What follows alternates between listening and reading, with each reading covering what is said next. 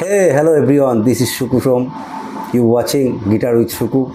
তো আজকে আমরা শিখব কিভাবে কত সহজে কত কম দিনের মধ্যে সঠিকভাবে একদম সহজ থেকে পুরোটা প্রফেশনাল ক্লাস পর্যন্ত গিটার শেখা সম্ভব হয়। মাত্র 10টা পর্ব তুমি যদি কভার করতে পারো তাহলে তুমি জিরো থেকে হিরো হবেই।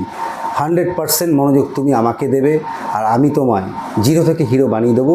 পুরো বেসিক টু অ্যাডভান্স গিটারের যাবতীয় কোর্সেস, না কোনো মাস্টারের কাছে গিয়ে, না কোনো প্রাইভেট টিউটরকে পেয়েবেল পয়সা দিয়ে। আরও একটা কথা, যদি এই ভিডিওটি ভালো লেগে থাকে তাহলে অবশ্যই যারা নতুন গিটার কিনেছে বা কিনতে চাইছে তাদের কাছে শেয়ার করো, আর বন্ধুবান্ধবকেও জানিও যে এত সহজভাবে 10খানা পর্বের মাধ্যমে উইদাউট ফিতে এত সুন্দরভাবে গিটার কেউ শিখিয়ে দিয়েছে। এটাই তোমাদের বলার ছিল। তো চলো আর দেরি করব না, শুরু করি।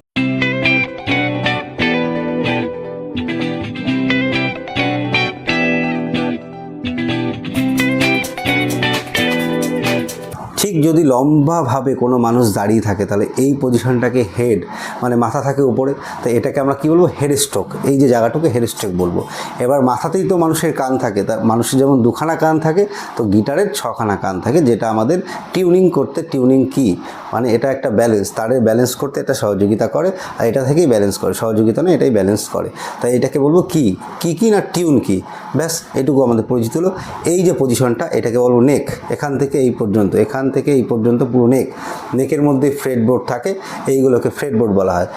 1 2 3 4 5 6 এগুলোকে ফ্রেটবোর্ড বলা হয়।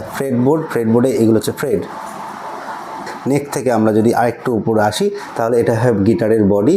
গিটারের বডিতে এটা সাউন্ড হোল, এখান থেকে সাউন্ডটা ভাইব্রেশন করে বাইরে বের হয়। এটা হচ্ছে একটা গার্ড, যাতে স্ক্র্যাচ না পড়ে সেই জন্য, আর এটাকে বলা হয় ব্রিজ। এটাকে এখান থেকে পুরো একদম নেক পর্যন্ত তারগুলোকে ধরে রাখে সাউন্ড করার জন্য। এছাড়াও আমাদের আরও আছে, এটাকে বলা হচ্ছে এন্ড পিন, যেখানে আমরা এই বেল বা স্ট্রাপ লাগাতে হয়। আর যেখানে যা থাকে এটা হচ্ছে তোমার মাইকের জন্য, তুমি সাউন্ডটা বক্সও বা স্পিকার বা অ্যাম্পলিফায়ারে চালাতে পারবে। এটা হলো আমাদের গিটার পরিচিতি। এইবার গিটার তো পরিচিতি হলো, গিটার পরিচিতির পরে বাজাবো কী করে। জীবনে প্রথমবার গিটার হাতে নিয়েছি, নিজের ভয় লাগছে, কিন্তু ভয়ের কোনো বিষয় কারণ নেই। চলো দেখিনি কত সহজে, কত সিম্পলিভাবে, নিজেই জানতে পারবে না যে আমি কখন গিটার শিখে গেছি। তো সব থেকে প্রথম যেটা করার প্রথম প্রয়োজনীয়, আমি যেমন যেমন বলবো ঠিক তেমনই তোমরা প্র্যাকটিস করবে, তো খুব তাড়াতাড়ি করে তোমরা গিটার শিখে যাবে। এইটুকু আমি তোমাদের কথা দিলাম। তো প্রথম কাজ, চলো শুরু করা যাক। আমরা এতক্ষণ গিটার পরিচিতি শিখলাম, এখন আমরা জানবো স্ট্রিংগুলোর সম্বন্ধে। স্ট্রিংগুলো কি আছে, এই যে সব থেকে যে সরু একদম নিচের স্ট্রিং, সেটাকে আমরা ই স্ট্রিং বলি। এটার নাম স্ট্রিং, আমরা বোঝার সুবিধার্থে এটাকে 1 নম্বর স্ট্রিংও বলে থাকি। তাহলে যদি এটা 1 হয় তাহলে 1 2 3 4 5 6, তো 6খানা স্ট্রিং আমাদের গিটারে থাকে। তো 6খানার নিচ থেকে সবসময় 1 নম্বর, নিচের থেকেই সবসময় 1 নম্বর বলবো, কখনো ভুল করে 1 নম্বর উপরটা বলবো না। উপরটা 6 নম্বর তার, নিচেরটা হচ্ছে 1 নম্বর তার। এটুকু বোঝা গেল, ব্যাস। এটাকে আমরা ই বলবো, তারপর একটা বি, তারপর একটা জি, তারপর একটা ডি, তারপর একটা এ, তারপর একটা আবার ব্যাক ই। আমরা মনে করার সুবিধার্থে একটা ছোট্ট একটা line, every beautiful girl deserve a eyes, E for every, B for beautiful, G for girl, D for deserve, A for a, E for eyes. তাহলে every beautiful girl deserve a eyes, এইটুকু মনে। তো চলো আঙ্গুলের পরিচিতিটা জেনে নিই। এটা হচ্ছে ইন্ডেক্স, এটা মিডিল, এটা রিং, এটা পিঙ্কি। আমরা বোঝার সুবিধার্থে এটা 1 নম্বর আঙ্গুল, এটা 2 নম্বর আঙ্গুল, এটা 3 নম্বর আঙ্গুল, এটা 4 নম্বর আঙ্গুল। তো এটাকে বলা হয় পিক বা প্লেট ট্রাম। এটার সাহায্যে গিটারটাকে বাজাতে হয়। তো এটা একটা ধরার নিয়ম আছে, এটা ঠিক এইভাবে আঙুলটা রাখবে, এটা এখানে রাখবে, 60 থেকে 65% হাতের ভেতরে থাকবে আর বাকিটা বাইরে থাকবে। তো এটা যদি ধরা হয়, যে যার মতন কমফোর্টেবল, গায়ের চড়ে নয়, একটা ফ্লেক্সিবলভাবে ধরবো। তো এটা নিয়ে আমরা বাজাবো। চলো এসো। প্রথম কাজটা, এটা একটু ভালো করে এই ছোটো ছোটো ট্রিক্স যদি কাজে লাগিয়ে নাও তাহলে তুমি অনেক তাড়াতাড়ি, অনেক মানে অ্যাডভান্সভাবে শিখতে পারবে।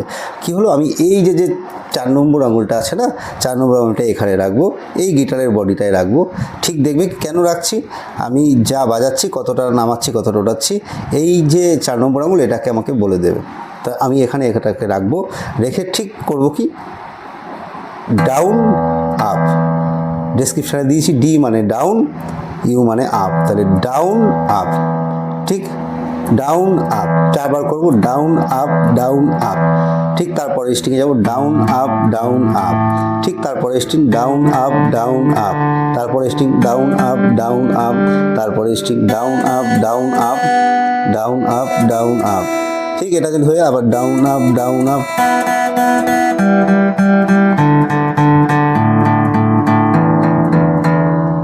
তুমি এইটা আমি কেন এখানে রাখতে বললাম তাহলে বুঝতে পেরেছো নিশ্চয়ই।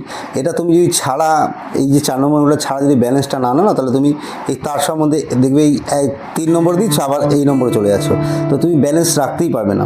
সেই জন্য ছোট্ট একটা ট্রিক্স, এই 4 নম্বর আঙুলটা এখানে দেবে, অবশ্যই দেবে, চেষ্টা করবে ভুলে গেলেও এটা যেন ওখানে থাকে, তারপরেই তুমি দেখবে পুরো ব্যালেন্সটা পাচ্ছ, যে পুরো তারটা তোমার হাতের নখদর্পণে হয়েছে। যখন তুমি না দেখে বাজাতে পারবে তখন তুমি ভাববে যে আমি এই জায়গাটা দক্ষতা অর্জন করে ফেলেছি, এখন আমার অন্য কিছু করতে হবে। এটা যখন পুরোপুরি প্র্যাকটিস হাতে হয়ে যাবে তারপরেই আমরা ফ্রেটবোর্ডে যাব। ফ্রেটবোর্ডের কাজ, পজিশনটা ঠিক এভাবে ধরে পেছনের আঙুলটা এই সাপোর্টটা এখানে দিয়ে একদম একটা স্ট্রিং আমরা বাজাবো। প্রথমে কি করব, 0 মানে ওপেন, 0 1 2 3, তারপরে স্ট্রিংয়ে চলে যাব 0 1 2 3, আবার নেক্সট 0 1 2 3, 0 1 2 3, 0 1 2 3, 0 1 2 3। তো এইভাবে আমরা সম্পূর্ণ হয়ে গেলে ব্যাক আবার যেভাবে গেছি ঠিক সেভাবেই আবার ফিরে আসবো। 3 2 1 0, 3 2 1 0, 3 2 1 0, 3 2 1 0, 3 2 1 0, এভাবে অন্তত 20 বার প্র্যাকটিস, মানে 1 1 3 1 3 1 3 1 3 1 3 1 3, 0 2 3 0 2 3 0 2 3 0 2 3 0 2 3 0 2